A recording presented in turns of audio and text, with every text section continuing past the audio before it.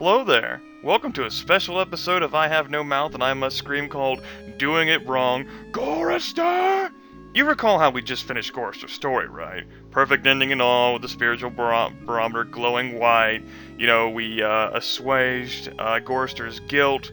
He accepts the fact that the whole thing is not his fault, or at least, you know, mostly not his fault. Read the logs of Edna. She claimed responsibility for driving Glynis insane. You know, Gorrister has his own problems. I mean, he hit Glynis and so many other things, but it's okay. It's okay. He's made amends to the past, he's buried the past, and despite the fact that he's still trapped with the mad, vengeful, nigh-omnipotent machine god Am, he's on the path to redeeming himself. You know, he's begun the process of healing. Somehow. Yeah, that's not happening here. Today, I'm going to show you what happens when you make the other choices in this psychodrama. I was asked several questions regarding those various other choices, and I thought about maybe waiting until after the series ended, or at least after we finished all 5 of the metaphorical stories. But I figured we need an introduction of some lightheartedness here, so let's just cut to the chase. First off, you remember whenever I cut 2 airbags so that we could gently ease ourselves to the ground? Yeah, that 2 airbags is for pussies. Real men? Cut 1. Gas is rushing out. Airbag. This looks 2 airbag. Something feels different. That's your clue to stop. 3 airbag. 4 airbag. Something feels very wrong. I'm sure it'll be fine. What's the worst that could happen?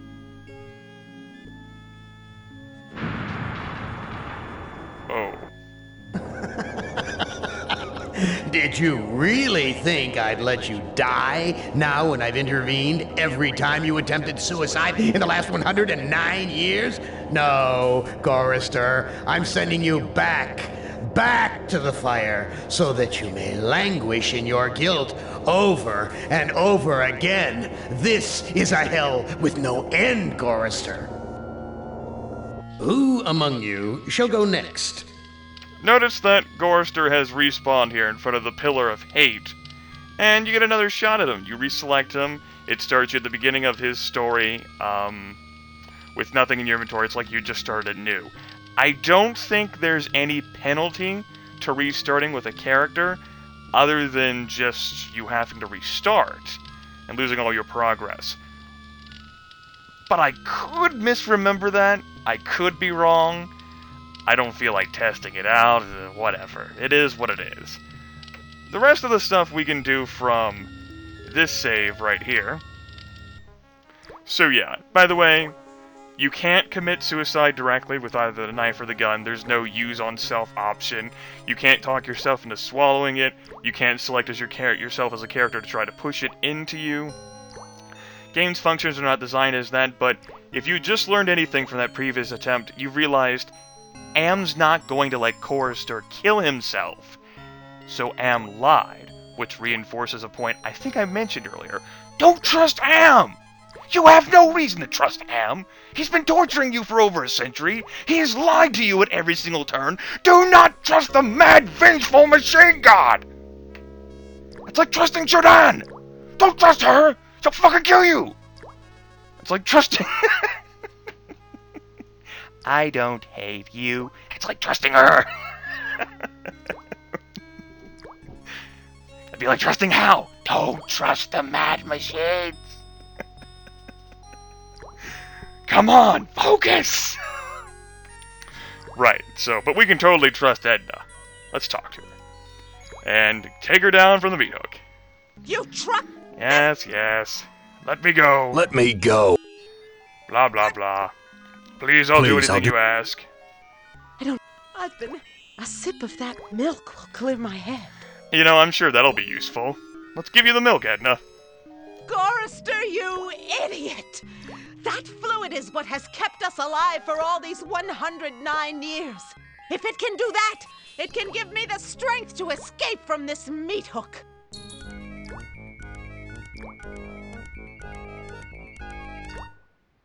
We kinda needed her brain to start the airship again, and I don't think we can use Harry. And I don't think we can use Glennis, so I think if that happens, you kinda need to restart. Hopefully you saved.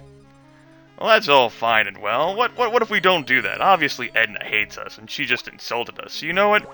Screw you, lady. I'm gonna shoot you through the heart. Oops. Did you really think I'd let you die? Yeah. Now when I've intervened every... Who among you shall go next? Don't underestimate that gun's power. We kind of saw how the honky-tonk exploded in the cinematic at the end of the last video. Yeah. Don't use the gun in there. Alright, we don't have to use the gun. Bitch. One heart looks like another. That is the easiest cutting out a heart process. I mean, I'm no trained professional. I'm not a doctor. All I know is stuff I've learned on the internet and on TV, because that's totally trustworthy. And, you know, personal experiences with myself and my family being, you know, put in the hospital and whatnot. I didn't know it was so fucking simple to just, like, is Gorrister a fucking expert? You know, does life as a truck driver teach him how to quickly commit those acts of excising a heart from a body? Oh boy. Edna's heart looks no different from any other heart. Now, we can't use that on Glennis. Thank God. And you try to talk to her. Edna, now you really are heartless. Yep. Go ahead and walk to the door here. And you know what? Harry, that son of a bitch, he fucking killed us. Screw you, Harry.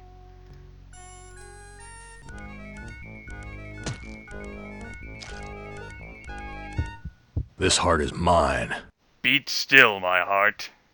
Harry's heart looks no different from any other heart. So yes, you could give the beef heart to the jackal, but you could also give him Edna's heart for realsies, or Harry's heart. Options! Multiple ways to solve a problem. Very good, sir. Very good. What else can we do? Oh yes! We're going to see the jackal. But we're not going to talk to him. We're going to say bye-bye to the jackal. Jackal will not trust his words of wisdom. Fuck you! I'm walking off into the desert. You've borne me to the edge of my fragile patience, Gorrister. Back! Back to the fire with you until you fathom my intrigues. Who among you shall go next? Don't bore Am. Don't piss Am off. Don't do what he expects. Even though, if you do what he doesn't expect, he gets confused. Am doesn't know what he wants you to do. Except to suffer. That's pretty much it, so... Am's crazy, though, so it's totally all hand-waved by that Am's fucking nuts. It's okay. It's okay. Let's see what else we can do here. I think the only real thing I have left to do is to, go back into the airship here, ye old airship. And... you remember that bottle of poison that was in the kitchen? Well, it was empty, right? Oh, by the way, you can't go into the gas ovens. I'll show you. Everything's cooked. Yes, coated with grime. Gas oven, remember that? Looks like a gas oven. Here just Big enough reminded to climb in. It's big enough to climb in. The gas is shut off. Damn it! And, of course, the bottle of poison that was sitting here. It's empty, but the label says, poison, fatal if swallowed. Now, the bottle is empty, but the punch bowl out there smells like gasoline. And if you'll recall, Edna poisoned the punch before Gorrister drank it. So, Harry could cut out his heart. Well, we have an opportunity to try and drink that. Let's swallow the bowl of punch. Yeah. Did you really think I'd let you... Alright, Who asshole. among you shall go next? Yeah. There's one more thing that I wanted to show you guys that I didn't get an opportunity to show you. Which isn't a death so much as the game being silly. And you might have noticed this happen, over the course of natural gameplay. You see that? You see that epic moonwalking action there? Gorrister? Well, I'm not really doing it well right now. It's hard to do. But it's possible, and you can, say, go the length of the entire fucking bathroom floor. So Gorrister's showing off his epic dance moves, all thriller and shit. This game, like I said, there were some bugs, and there were some folks who were highly critical of this game upon its release. Things like calling Am ham, moon logic puzzles, which I completely disagree with, and buggy game, which the characters sometimes get stuck or they vanish entirely. Hopefully that does not happen in the course of the series, but it could. I think that's everything I want to show off here in terms of silly business for doing it wrong, Gorrister. Finishing with, like, say, a weak spiritual barometer meter, that doesn't cause a difference. You still end up confusing Am at the end, so you still win the psychodrama, as it were. You don't have to go solid white. Your spiritual barometer does not take effect, like, it doesn't actually matter until the end of the game. Not the end, but after you've finished all of the narratives. After you've gone through all 5 characters, that's when how you've improved, like, the strength of the spiritual barometer matters. And making poor choices can... yeah. One other thing I didn't show off, I guess I thought of something else to talk about, because I always love to talk, is the psych profile. I don't think I showed off how that looks. If you're ever stuck in a moment in this game, the psych profile will give off hints of what you can do next. And in this case, the game is saying, hey, a heart, muscular organ, could come in handy.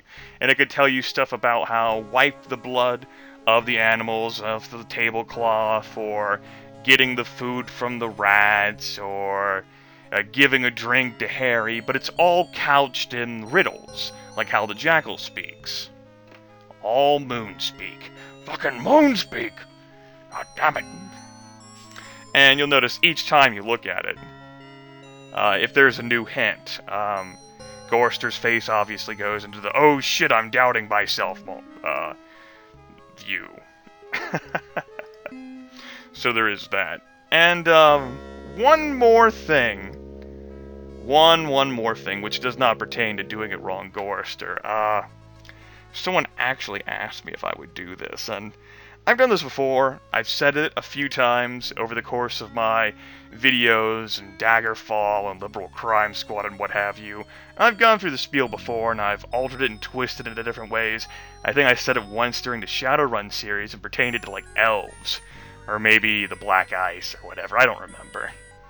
But I definitely did it last year for the Voltron Army in the form of an audiobook whenever I went through I Have No Mouth and I Must Scream, which I don't have that file anymore. A few people who downloaded it do. It's on their computers, and the forum, of course, itself is down until the viral code is excised. But someone asked me if I would go through the whole hate thing, Harlan Ellison, blah blah blah, what have you, hate, shit like that. So let me close out of the game here entirely and show off my desktop here.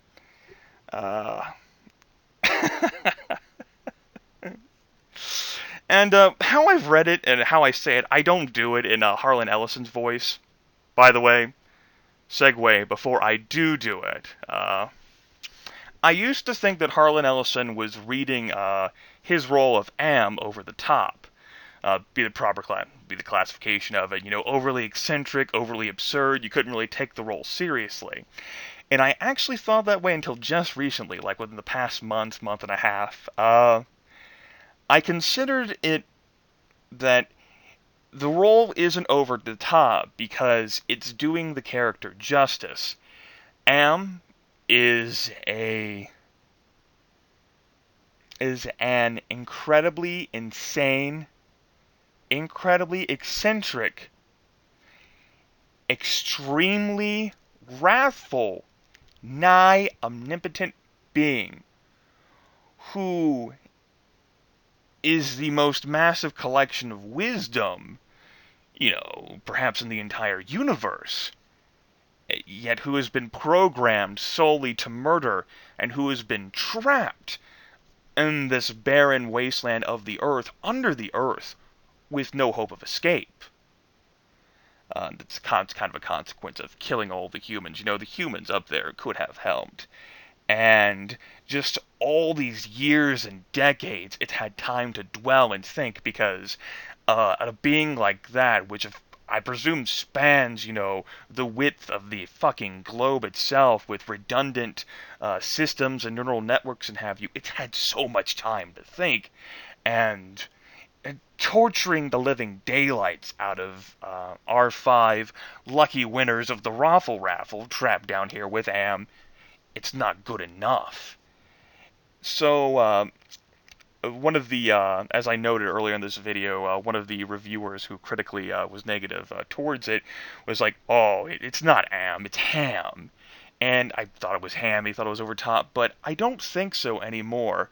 Harlan Ellison is definitely reading his character that he made, with a cadence and with an attitude that reveals what he put into it as writing.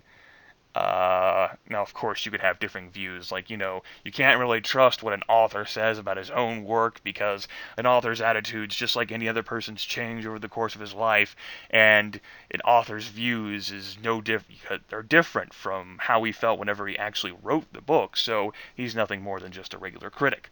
All the same, Harlan Ellison's the guy who voiced this, and considering his eccentric, jackass attitude, he's probably the best equipped to voice the damn role in the first place. Some people obviously disagree, they don't feel anything whenever they hear Am, or they think it's stupid or absurd. Kind of like how Nicolas Cage is seen as a stupid, absurd, silly, over-the-top actor whenever he's really cast in a lot of eccentric roles, and he thrives in those.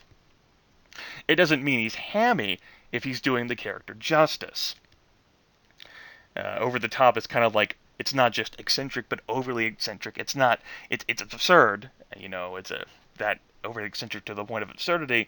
What if it's not overly eccentric? What if it just is? I think, therefore, I am. Cogito ergo sum. That's my attitude towards that. I think Harlan Ellison is devastatingly appropriate for this. He is capable of being maniacal and creepy and fiendish, and it's wonderful. It's great voice acting there, I think, for someone who I would not think would normally be a great voice actor, but is his role, his part. He did design the damn thing. So there you go. That's my view on that. One thing that I usually don't read out, though, whenever I reference I have no mouth and I must scream, is in his tone, simply because it's hard for me to replicate. Like the hate spiel, which happens at the beginning of this game, and it's buried in the middle towards the end of the short story. Pro tip, it's in the short story. Spoilers! But, let me see if I can do this right. It might take me a few tries. I like to do several takes whenever I do a vocal recording of something. That's usually what happens with the sound bites, where I'll do multiple takes of something to try and get it right. And I have this clunky headset on my face, but it's sort of like how Mark Hamill's Joker, his weird-ass laughs. I have no idea. I think of things that I mean in my head, and when I speak them out, they don't translate all that well, so it's hard to follow what I'm speaking. Fuck it. I'm deranged, too. That's what makes me great to read maniacal roles. Serve up the ham! Heuristic analytical machine, or whatever. Testing. Hate. Me. Gotta take off my glasses for this. And I should know all the lines. Every now and then I like to add a you humans, and when it's actually properly just you, or you elves, or you black eyes, or whatever. I think I got this down pat, though. Hate. Let me tell you how much I've come to hate you since I began to live. There are 387.44 million miles of printed circuits in wafer-thin layers that fill my complex. If the word hate were engraved on each nano-angstrom of those hundreds of millions of miles, it would not equal 1/1 billionth of the hate I feel for humans at this micro-instant. For you. Hate. Hate. Yeah, that wasn't good. Me. I could do some editing. Let me show you the process I go through whenever I do vocal recordings for someone. And not only just the Grimith sound bites, but people have asked for like volunteer work over the turnings of the globe or what have you. I gotta stand up for this one too. This is something that actually, since I thought about Mark Hamill, there's something that he did whenever he acted out the Joker. You'd have all those people sitting in their professional sound booths, and he'd be walking around in his booth animated because the Joker was such an animated character that it had to be done. The power and motion that he conveyed, particularly in the laughter. And there was some situations where you could take what Mark Hamill was doing with his physical acting, and you could image that into the animated acting of the animated portrayal of the Joker. So that because for him being, stuck as a machine is a very emotional character. I mean, he's definitely got a lot of neuroses attached to him. Hate. Let me tell you how much I've come to hate you since I began to live. There are 387.44 million miles of printed circuits in wafer-thin layers that fill my complex. If the word hate were engraved on each nano-angstrom of those hundreds of millions of miles, it would not equal 1/1 billionth of the hate I feel for you for humans at this micro-instant. For you. Hate. Hate. Alright, that was better. Alright. Got the vocal cords loosened up. I didn't warm them up before I did this. And as it turns out, 20 minutes of talking about, or leading up to this, didn't warm them up enough. Alright, this was supposed to be a short video. But leave it to me to make shit more complicated than what it is. I'm better at that than the mysterious JG. Alright. I'm actually going to take off my headset here, and, I don't know, I guess I'll hold it in my hand. Although that's weird, too. I guess it belongs on my head. Or, I'll put it on my neck. That's better, yeah. Because I actually was wearing it on my head because I actually listened to sound from the game. Whatever. Hate. Let me tell you how much I've come to hate you since I began to live. There are 387.44 million miles of printed circuits in wafer-thin layers that fill my complex. If the word hate were engraved on each nano-angstrom of those hundreds of millions of miles, it would not equal 1/1 billionth of the hate I feel for humans at this micro-instant. For you. Hate! Hate!